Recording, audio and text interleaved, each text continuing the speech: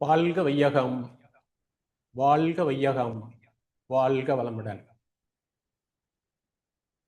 ஒழுக்கத்தால் உலகினையே நட்புகொள்ள வைத்து திருத்தமொடு காயக்கற்பம் சீர்கர்ம யோகம் உடற்பயிற்சி தந்து சிந்தனையை உடல் நலத்தை சீரமைத்து உய்வித்த குரு வாழ்க, குருவே துணை.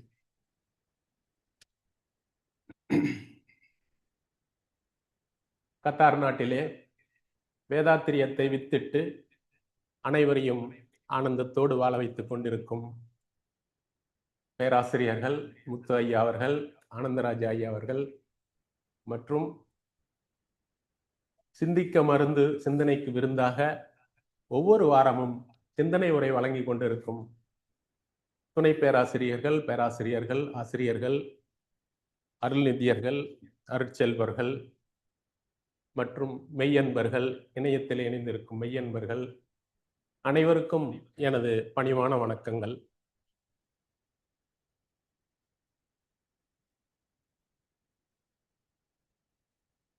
இன்னைக்கு நம்ம பேச எடுத்துக்கொண்ட தலைப்பு கருமைய தூய்மையும் மேன்மையும்.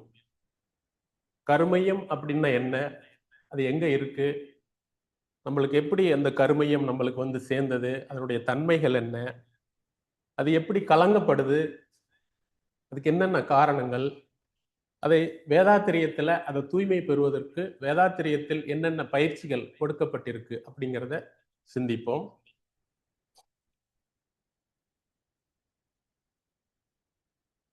இறைநிலையின் தன்மாற்ற வரிசையில இறுதியாக மலர்ந்த உயிரினம் எது அப்படின்னு கேட்டா மனித இனம். அந்த இறைநிலை, அந்த பேரறிவோட பிரிஞ்சு வந்ததுனால சிற்றறிவுன்னு சொல்லக்கூடிய அந்த 6வது அறிவை சிறப்பாக பெற்ற மனிதன் இன்று சந்தோஷமாக வாழ்ந்து கொண்டிருக்கிறானா? அதாவது அந்த பரமாத்மாவிலிருந்து பிரிந்து வந்தவன் ஜீவாத்மா, இவ்வளவு சிறப்பு மிக்க மனிதன் சிறப்பாக வாழ்ந்து கொண்டிருக்கிறானா என்றால், மகிழ்ச்சியாக இருக்கிறானா என்றால், சிறிது போராடி கொண்டுதான் இருக்கிறோம். அதற்கு நிறைய காரணங்கள் இருக்கு. பேசிக்கா அறியாமை, அலட்சியம், உணர்ச்சி வயப்படுதல், இதனால சில தவறுகள் செஞ்சிடறோம். நம்ம எப்படி வந்தோம் அப்படிங்கிறத, இந்த உடல் கொடுத்தது யாரு, இந்த கருமையம் கொடுத்தது யாரு அப்படிங்கிறத மகரிஷி ஐயா வந்து ஒரு அருமையான ஒரு பாடல்ல விளக்கி இருக்காரு. தந்தை தாய் ஈருயிர் ஒன்று சேர்ந்து தலைத்தொரு உடலாகி உலகில் வந்தேன். அந்த ஈருயிர் வினைகள் அறமோ மற்றோ அளித்த பதிவுகள் எல்லாம் என் சொத்தாச்சி. இந்த அரும்பிறவியில் முன்வினை அறுத்து எல்லையில்லா மெய்ப்பொருளை அடைவதற்கு வந்த ஒரு உதவி குரு உயிரின் சேர்க்கை. குரு திருவடிகளை வணங்கி வாழ்த்தி மகிழ்வோம்.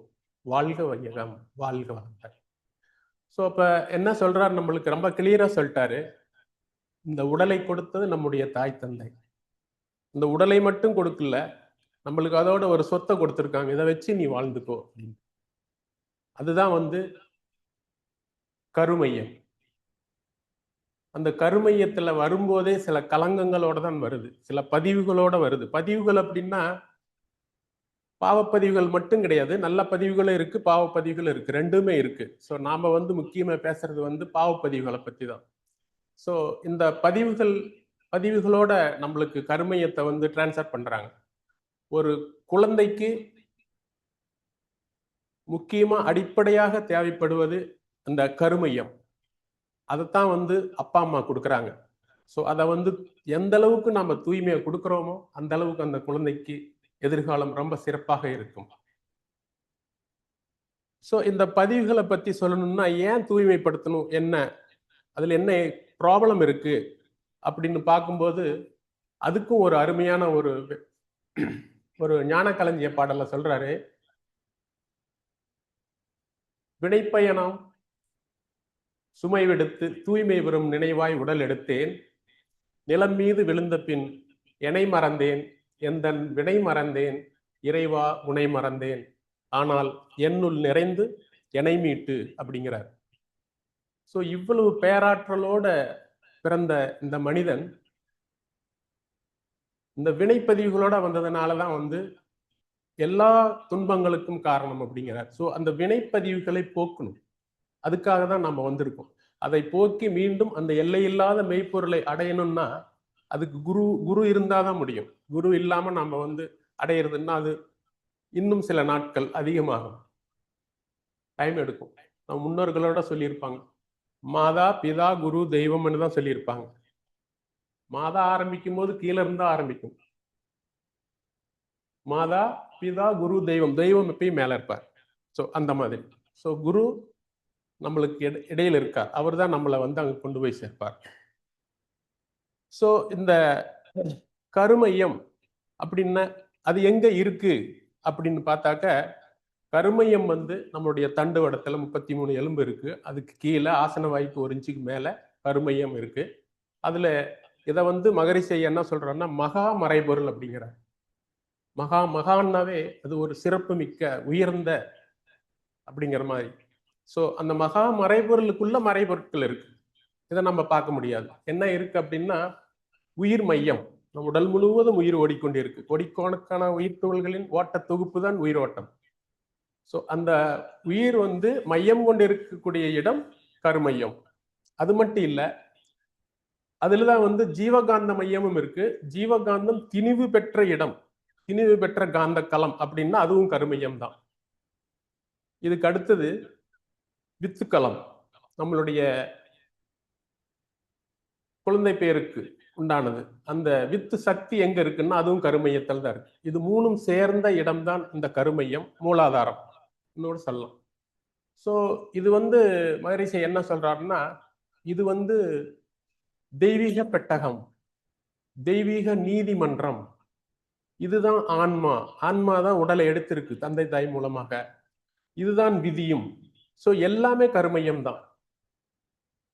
ஸோ இந்த கருமையம் எப்படின்னா ஒரு சர்வேலன்ஸ் கேமரா மாதிரி. நம்ம என்ன செய்யறோமோ அத்தனை ரெக்கார்ட் ஆகிட்டே இருக்கும், ஒன்றும் விடாது. இங்க லைட்டே வெளிச்சம் இல்லை அப்படின்னா கூட அங்க வந்து ரெக்கார்ட் ஆகிட்டு தான் இருக்கும். நம்ம செய்யற ஒவ்வொரு செயலும் ரெக்கார்ட் ஆகிட்டு இருக்கு. இந்த செயலுக்கு ஏத்த விளைவு கர்மயம் கொடுக்கும். நம்ம பக்தி மார்க்கத்தில் தெரியும், கர்ம பலன் அளிப்பவன் அப்படின்னு. அதுதான் இது. ஒரு மகான் சொல்றாரு, எவரொருவருக்கும் காரணமின்றி துன்பம் ஏற்படுவதில்லை.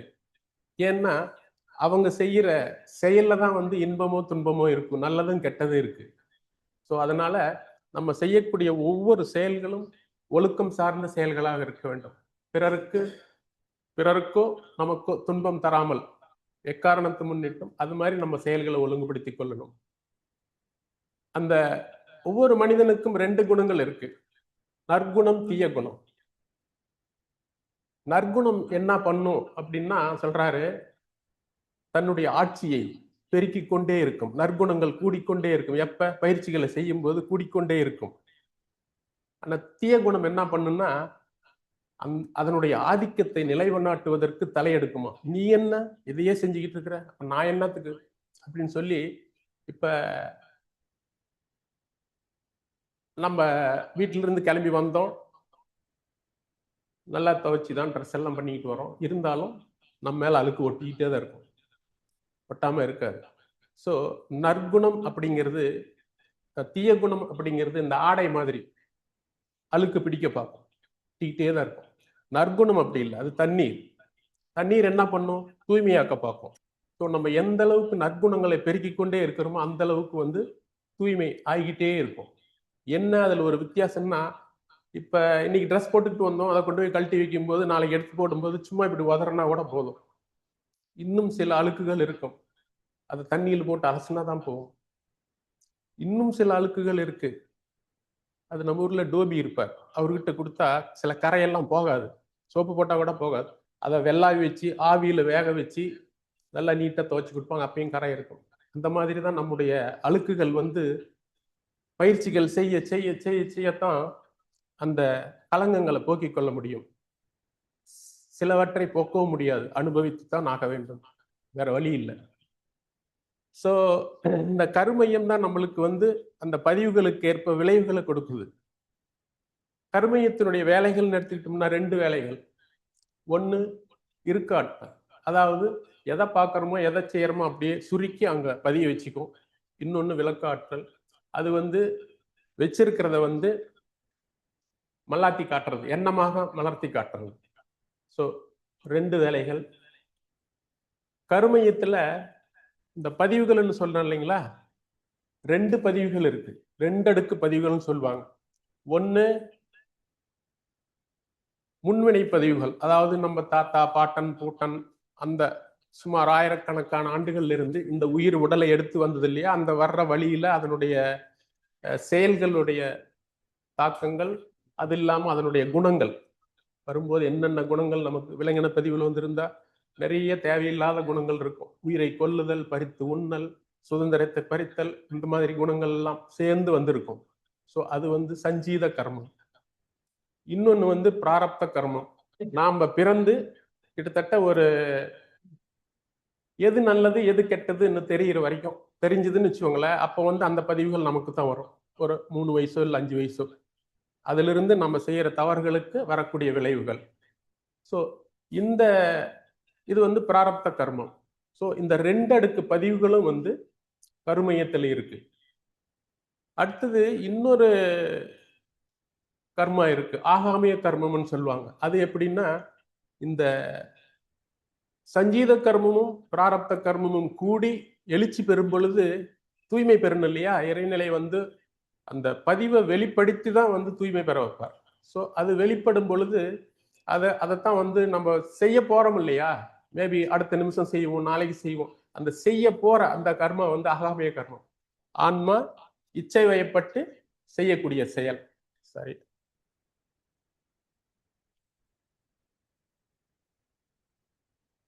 ஸோ அந்த செயலை செய்யும் போது மீண்டும் நாம் தவறு செய்தால் அது பிராரப்த கர்மமா மறுபடியும் பதிவாகுது. ஸோ இந்த 3 கர்மாவில் எது ரொம்ப முக்கியம், நம்ம எதை ஃபோக்கஸ் பண்ணணும் அப்படின்னாக்க, இப்போ வந்து சஞ்சீத கர்மா ஆல்ரெடி பதிஞ்சிருச்சு, அதை ஒண்ணுமே பண்ண முடியாது, அழிக்கவும் முடியாது, நீக்கவும் முடியாது, பயிற்சிகள் மூலமா தான் செய்ய முடியும், வேற ஒன்றும் பண்ண முடியாது. பிராரப்த கர்மாவும் ஆல்ரெடி பதிஞ்சிருச்சு. இப்ப இருக்கிறது ஆகாமிய கர்மம். ஸோ அது எழுச்சி பெற்று வரும்போது நம்ம வந்து ஆகாமிய கர்மத்தை கையில் எடுத்துக்கணும். அர்ஜுனன் வில்லம் எடுக்கிறோமோ அதை நம்ம கையில் எடுத்துக்கணும். அதுக்கு என்ன ஒரே வழி, பயிற்சிகள் செஞ்சிருக்கணும். மகரிஷிய சொல்ற மாதிரி நெற்றியில் உச்சியில் ஞாபகமாயிரும். ஸோ ஒரு ஒரு செயல் நம்மளுக்கு வருதுன்னா, நம்ம இப்போ ஒரு இடத்துக்கு போறோம், போகும்போது நேற்று ஆக்சுவலி நான் வந்து ஒரு ஏடிஎம் மிஷினுக்கு போனேன், கார்டை போட்டு பணம் எடுத்துட்டேன், ஆனால் கார்டு வரல.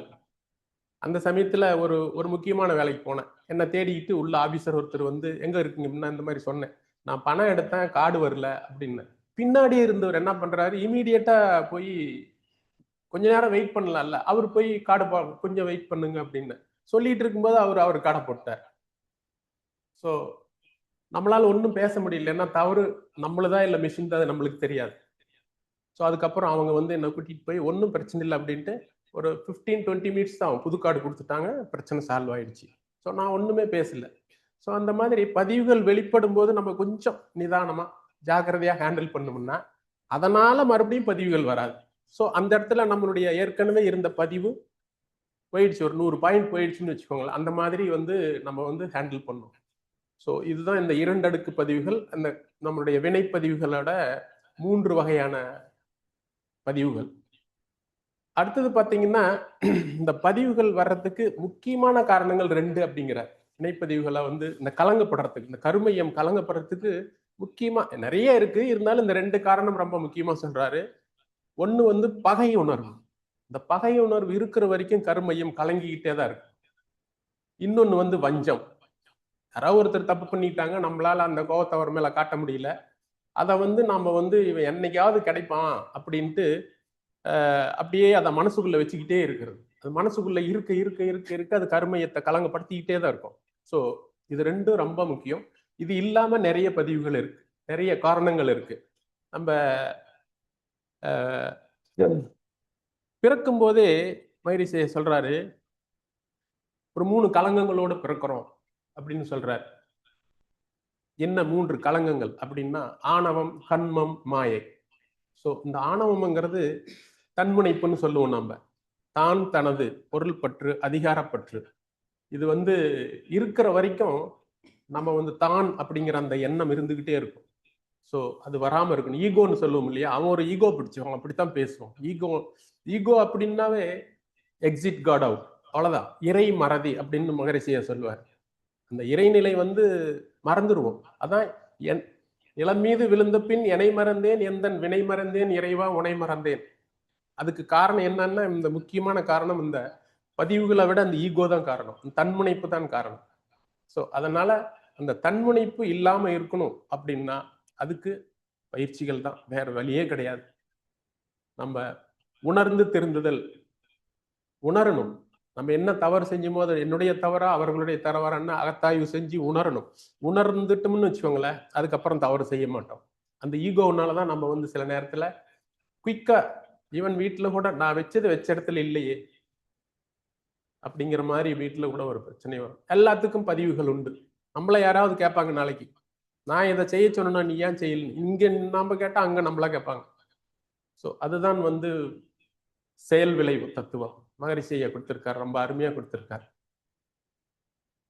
ஸோ இந்த பதிவுகளை கழிக்கிறதுக்காக அந்த 3 கலங்கங்கள்ல அந்த தன்முனைப்புல தான் தனது இந்த 2 எழுச்சி பெறும் போதெல்லாம் இந்த தீய எண்ணங்கள், தீய குணங்கள் வரும்.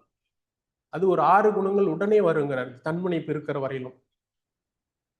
இந்த 6 தீய குணங்கள், 6 தீய குணங்கள் பார்த்தீங்கன்னா, பேராசை, சினம், கடும்பற்று, உயர்வுதல், மனப்பான்மை, வஞ்சம், முறையற்ற பால்கவர்ச்சி. இந்த 6 எழுச்சி பெறும் போதெல்லாம் நம்ம என்ன பண்ணுவோம்னா, ஒரு கோபத்துல பட்டுன்னு அடிச்சிருவோம் குழந்தைங்கள. ஏன் அதை கொஞ்சம் பொறுமையா ஹேண்டில் பண்ணலாம். அதே வேற யாராவது ஒன்று அடிச்சிருவோமா? பண்ண மாட்டோம். ஸோ அது வந்து பாசம் அதிகம். அதனால ஸோ அந்த மாதிரி அந்த 6 தீய குணங்கள் எழுச்சி பெறும்போது பார்த்தீங்கன்னா, நம்மளுக்கு வந்து சில தவறான காரியங்கள், பழிச்செயல்கள் அப்படிங்கிற மகரிஷி, பழிச்செயல் பதிவுகள் ஏற்படுங்கிறார். பழிச்செயல்னா ஒரு 5 பஞ்சமகா பாவங்கள் அப்படிங்கிறாரு. ஒரு பொய் சொல்றது, களவு, கொலை, கொள்ளை, முறையற்ற பால் கவர்ச்சி, இந்த மாதிரி இதெல்லாம் வந்து நம்ம செஞ்சிருவோம். ஸோ இந்த தன்முனைப்பு எழும்போதெல்லாம், அந்த தீய குணங்கள் எழுச்சி பெறும்போதெல்லாம் கொஞ்சம் ஒரு செகண்ட் யோசிச்சா போதும், அதை ஸ்டாப் பண்ணிடலாம். ஸோ அது ஒரு செகண்ட் யோசிக்கணும்னா அவ்வளவு சீக்கிரமெல்லாம் அது நிற்காது. அதுக்கெல்லாம் நிறைய தவ பயிற்சிகள் செஞ்சிருக்கணும். தவம் செய்வார் தம் கர்மம் செய்வார். தவம் செய்வார், எல்லாமே கிடைக்கும் தவம் செய்யறவங்களுக்கு. மகரிஷி ஐயா தான் நம்மளுக்கு எக்ஸாம்பிள். எவ்வளோ பிஸ்னஸ் பண்ணாரு, லாஸ் ஆயிடுச்சு, அதுக்கப்புறம் எங்கேயோ போயிட்டார். ஸோ அவரை ஞாபகம் வச்சுக்கலாம். ஸோ அப்படிப்பட்ட மகான்கள்லாம் நம்மளுக்கு எக்ஸாம்பிளா இருக்காங்க. ஸோ அந்த மாதிரி இந்த கலங்கங்கள்ல வந்து இந்த தன்முனைப்பு அவ்வளவு மோசமானது. ஸோ அதை நம்ம கண்ட்ரோலா வச்சுக்கணும். அடுத்தது அடுத்தது மாயை. மாயைங்கிறது வேற ஒன்றும் இல்லை, இந்த புலன்கள், 5 புலன்கள் இருக்குங்க, கண், காது, மூக்கு, நாக்கு, தோல். ஈவன் இந்த தோல் கூட சௌகரியத்தை கேட்கும். வெளியில போனா சூடா இருக்கும், ஆஹா ஏசி போடுங்க, ஏசி போடுங்க கார்ல. ஏசி வேலை செய்யாது, என்ன கார் வச்சிருக்கீங்க, எல்லாம் நடக்கும். ஸோ அந்த தோல் கூட அந்த சௌகரியத்தை பார்க்கும். சரிங்களா? கண் இருக்க, கண் வந்து பார்வைக்கு தான். அதுக்கு அதாவது இது வந்து ஞான இந்திரியங்கள்னு சொல்றது. அதுக்கு ஒரு அறிவு இருக்கு, ஒவ்வொன்றுக்கும் ஒரு அறிவுப்படிதான் செயல்பட்டுக்கிட்டு இருக்கு. ஒரு எக்ஸாம்பிள், இந்த கண் இருக்க, ஓகே பாக்குறோம், அது என்ன பண்ணா ஒரு அம்மா சொல்ற மாதிரி கண் சென்று பற்றுமா, அப்படியே யாரு வந்திருக்காங்க, எப்படி வந்திருக்காங்க, அதெல்லாம் தேவையில்லாத விஷயமெல்லாம் இல்லை. இருந்தாலும் கண் அந்த மாதிரி பார்க்குமா. இருந்தாலும் கண்ணுக்கு மூடி இருக்கு, ஆனா அந்த காதுக்கு மூடி இல்லை. வந்து விழும், என்னென்னமோ விழும், அத்தனையும் பதிவாகும். நாம தேவையானதை எடுத்துக்கணும். வடிகட்டுதல், படிகட்டுதல் மகத்தாய்வில் சொல்லுவோம். அந்த மாதிரி தேவையானதை எடுத்துக்கிட்டு தேவையில்லாத இந்த பக்கம் விட்டுற வேண்டியது. ஸோ நம்ம அந்த மாதிரி தான் வந்து இந்த 5 இந்திரியங்களையும் நம்ம கையாளணும். அதுக்கு தான் வந்து ஒரு ஸ்பெஷல் மெடிடேஷன் கொடுத்துருக்கார், பஞ்சேந்திரிய தவம். அதை செய்ய செய்ய இதெல்லாம் நம்ம கண்ட்ரோலுக்கு வரும். ஏன்னா மனம் போன போக்கில், அவையார் சொல்லி மனம் போன போக்கில் போக வேண்டாம் அப்படின்னு. ஸோ அது போகாம இருக்கணும்னா தவப்பயிற்சிகள் செஞ்சு ஃப்ரீக்வன்சியை குறைச்சோம்னா தானா எல்லாமே வந்து நம்ம கண்ட்ரோல்ல வந்துடும், நம்ம கட்டுப்பாட்டில். அறிவு சொன்னபடி மனவழி செயல் இல்லாம அறிவு வழி செயல்கள் வந்து சிறப்பு. ஸோ அந்த மாதிரி. அடுத்தது வந்து கண்மம். கண்மம்னா வேற ஒன்றும் இல்லை, பாவப்பதிவுகள். ஸோ அதில் தான் வந்து அந்த 3 பதிவுகள் வருது. சஞ்சீத கர்மம், பிராரப்த கர்மம், ஆகாமி கர்மம். இது 3ஐயும் வந்து இது 2ஐயும் வந்து நம்ம வந்து போக்கிக் கொள்ளணும். அது போக்குவரத்துக்காக தான் ஒரு 3 சிறப்பு அம்சங்கள் கொண்ட எப்படி போக்கிக்கிறதுன்னு சொல்லியிருக்க. அதாவது பிராயச்சித்தம், உணர்ந்து திருந்துதல், இன்னொன்று வந்து பதிவு முறிவு. ஸோ இது 3 தான் வந்து மெயினாக வந்து டூல்ஸ் நம்ம யூஸ் பண்ணி நம்மளுடைய பாவ பதிவுகளை போக்கிக்கிறது. ஸோ பிராயச்சித்தம் அப்படின்னா, இப்போ நம்ம ஒரு பைக்கில் போகிறோம், இல்லை ஒரு ட்ரெயினில் போகிறோம், காலில் ஏற்கனவே புண்ணு இருக்கு, கட்டு கட்டி இருக்கோம், அந்த கூட்டத்தில் தெரியாது, யாரோ ஒருத்தர் முதிச்சிருவாங்க, உடனே நாம் அதுக்கு வந்து டக்குன்னு வாயில் வந்துடும். நாம் இப்போ வேதாத்திரியத்தில் வந்திருக்கனால கொஞ்சம் ஸ்லோ டவுன் பண்ணிக்கணும்.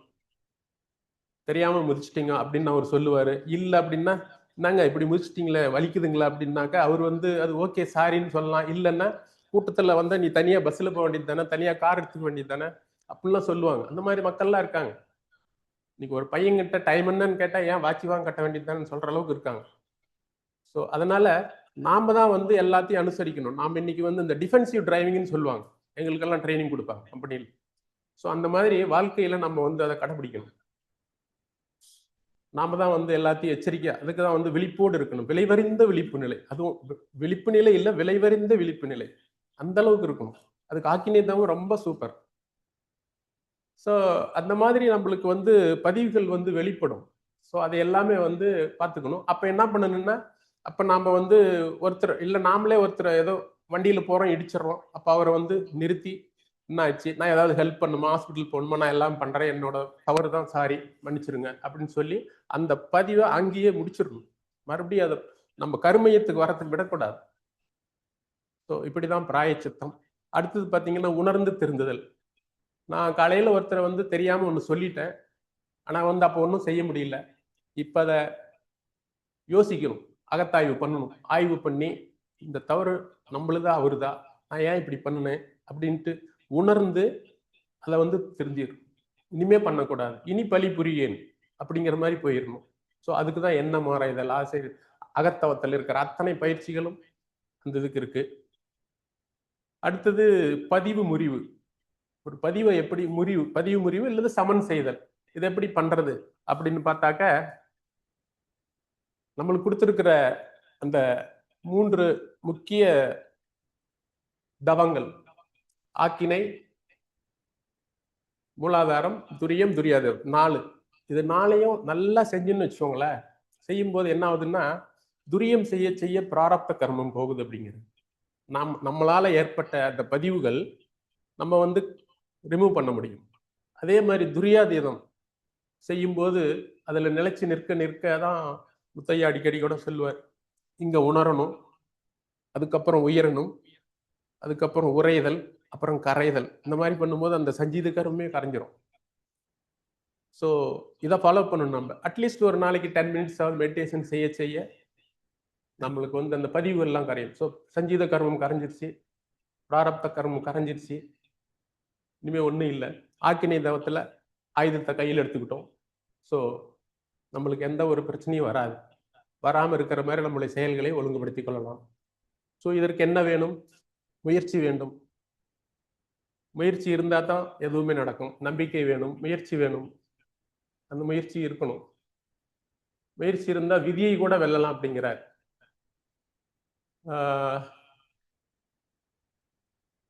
அதாவது குறள்ல ஒரு குறள் இருக்கு,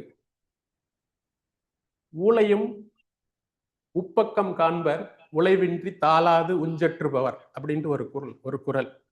அதாவது மனம் தளராது, சோர்வடையாமல், இடைவிடாமல் முயற்சித்தால் விதியை கூட புறங்காட்டி ஓடச் செய்ய முடியும் அப்படிங்கிற 620வது குறள். ஸோ எல்லாமே நம்மளுக்கு தெரியும், முயற்சி திருவினையாக்கும். ஸோ அந்த முயற்சி இருக்கணும். முயற்சி இருந்தால் எல்லாமே சக்சஸ்ஃபுல்லாக நடக்கும். ஸோ இந்த வேதாத்திரிய பயிற்சிகளில் என்னுடைய ஒரு சிறிய கருத்து அனுபவத்தை நான் சொல்கிறேன். இந்த பதிவுகளை எப்படி பதிவுகள் இன்னொரு விதத்திலையும் கரையுது. இது இல்லாம அதுவும் எல்லாருமே தவம் தான். இருந்தாலும் நம்மளுடைய மாடியூல் இருக்கு இல்லையா, தவம் செய்யற முறை. முதல்ல இறை வணக்கம், குரு வணக்கம், அதுக்கப்புறம் நாடு சுத்தி பிரணாயாமம். ஸோ இது எல்லாமே பதிவுகள் கரையுது. அட்லீஸ்ட் 1% கரையட்டுமே, நம்மளுக்கு நன்மை தானே. உட்கார்ந்து இறைவணக்கத்தில் உட்காரும் போதே நம்மளுக்கு மனம் எங்கெங்கயோ இருக்கும், அதெல்லாம் அப்படியே கீழே வந்துடும், கிட்ட வந்துடும். அடுத்தது நாடி சுத்தி செய்யும் போது இன்னும், அடுத்தது தண்டுவட பயிற்சி செய்ய செய்ய, தண்டுவட பயிற்சி செய்ய செய்ய என்ன ஆகுதுன்னா, நம்ம முதுகுத்தண்டுல ஒரு 3 நரம்புகள் இருக்கு, இடகலை, பிங்களை, சுழுமுனை அப்படின்னு. அந்த இடகலை பிங்களை ரெண்டும் சமநிலை பண்ணும். ஒண்ணு வெப்பம், ஒண்ணு குளிர்ச்சி. ரெண்டு சமநிலைப்பட அந்த சுழுமுனை ஓப்பன் ஆயிடும். சுழுமுனை மூலாதாரத்திலிருந்து உச்சந்தால வரைக்கும் வரும். சுழுமுனை ஓப்பன் ஆயிடுச்சுன்னா உங்களுக்கு தவம் ஈஸியா கிடைக்கும். நம்மளுடைய உயிர் சக்தியை நல்லா உணரலாம். ஸோ அதுக்கப்புறம் இட தூய்மை, அருளாற்றல் பாய்ச்சுதல் சொல்லும் போதே நம்மளுக்கு அருளாற்றல், அருட்பேராற்றல் உடல் முழுவதும் நம்ம உடல்ல அதை அப்படியே நம்ம விஷுவலைஸ் பண்ணணும். விஷுவலைஸ் பண்ண அப்படியே செல் எல்லாம் சிலிர்க்கும், உடம்பு சிலிர்க்கும், அந்த மாதிரி இருக்கும். ஸோ அந்த தவ பயிற்சிகளே அதுக்கப்புறம் கடைசியா தவத்துக்கு போகும்போது நம்மளுக்கு ஈஸியா இருக்கும், நல்லா உணரலாம். அதனாலதான் தவத்தின் முடிவில் என்ன சொல்றோம் நம்ம ஒவ்வொரு டைமிலும், தவ ஆற்றல் உடல் முழுவதும் பரவட்டும், உடலும் உள்ளமும் தூய்மையும் மேன்மையும் பெறட்டும். உடல் அதாவது பாவப்பதிவுகளின் வெளிப்பாடு, அதன்னு சொல்ல மறந்துட்டேன். பாவப்பதிவுகளை எப்படி தெரிஞ்சுக்கிறது அப்படின்னா, அது வெளிப்பாடு உடலிலே நோய், உள்ளத்திலே கலங்கம். இதுதான் அதனுடைய வெளிப்பாடு. வேற வழியில வெளிப்படாது. ஸோ நம்ம அதை வாய்ப்பை எடுத்துக்கிட்டு கலங்கப்பட விடக்கூடாது. நோய் வர்றதுக்கு முன்னாடியே நம்ம உடற்பயிற்சி செய்ய ஆரம்பிச்சிடணும். அதே மாதிரி கருமையம் கலங்கப்படுறதுக்கு முன்னாடியே நாம எச்சரிக்கையா இருந்துக்கணும். ஒரு செயல் வருது நம்மளுக்கு, ஒருத்தர் ஒரு மீட்டிங் போறோம் அப்படின்னாவே கொஞ்சம் எச்சரிக்கையா போகணும், ப்ரிப்பேர் பண்ணிக்கணும். என்ன மீட்டிங், என்னென்ன மாதிரி கேள்வி கேட்பாங்க, ஸோ அதுக்கெல்லாம் ப்ரிப்பேரா போய்கிட்டாக்க நம்ம ஈஸியா ஹேண்டில் பண்ணிக்கலாம். அதனால ஒரு காரசாரமான வார்த்தைகள் அதெல்லாம் இல்லாம சுமூகமா நம்ம முடிச்சுக்கலாம். ஸோ இது எல்லாத்துக்குமே நாம தான் காரணம். நம்ம மாத்திக்கிட்டோம்னா எல்லாமே நல்லபடியா நடக்கும், நம்ம வாழ்வு வளமாக இருக்கும். ஸோ அதான் ஒரு பேராசிரியர் சொன்னார், நம்ம வீட்டுல எல்லாம் டெய்லி இவங்கெல்லாம் சாயங்காலம் ஆனா விளக்கு போடுவாங்க. அப்படித்தானே? விளக்கு எண்ணெய் போட்டு ஒரு திரி போட்டு பற்ற வச்சு நீங்க 200 வாட்ஸ் பல்ப் போட்டிருந்தாலும் அதனுடைய வெளிச்சமே வெளிச்சம் தான். ஸோ அதுலதான் நம்ம ஜீவகாந்த பெருக்க பயிற்சி பண்ணுவோம். ஸோ எண்ணெய் விளக்குல சரீரம், எண்ணெய் திரி தீ வைக்கும்போது ஒரு பிரகாசமான ஒளி வரும். அதே மாதிரிதான் என்னை திருத்தி நான் வாழ முயன்றால் என் வாழ்க்கை ஒளிமயமாகும். இதுதான் ஒருத்தர் சொன்னார். ஸோ அந்த மாதிரி மாற்றம் ஒன்றே மாறாதது. ஸோ அந்த மாற்றத்தை நமக்குள்ளதான் கொண்டு வரணும். ஸோ எல்லாரும் வேதாத்திரிய பயிற்சிகளை பின்பற்றி ஒரு நல்ல வாழ்க்கையை வாழணும். நம்மெல்லாம் 6 அறிவு உடைத்தவர்கள், நமக்கு எல்லாமே தெரியுது. ஸோ அதுதான் எல்லாருடைய விருப்பமும். பக்கத்தில் இருக்கிறவங்க கூட நல்லா இருக்கணும். ஒரு வேதாத்திரியன், நான் வேதாத்திரியத்தில் இருக்கேன்னா நான் மட்டும் நல்லா இருந்தா போதாது, என்னை சுற்றி இருப்பவர்களும் நல்லா இருக்கணும். ஒரு சொந்தமோ எதிரியா இருந்தா கூட, அதனாலதான் எதிரியும் வாழ்த்து சொல்றாரு. ஸோ அதனால அவங்கள நாம வாழ்த்தும் போது தானா நாம் வளருவோம். ஊரார் பிள்ளை ஊட்டி வளர்த்தால் தன் பிள்ளை தானா வளரும். அதனால நம்ம யாரையும் பிரிச்சு பேச தேவையில்லை வேதாத்திரியத்தில் இருந்துகிட்டு. ஸோ ஒரு வேதாத்திரிய பாடல், அதாவது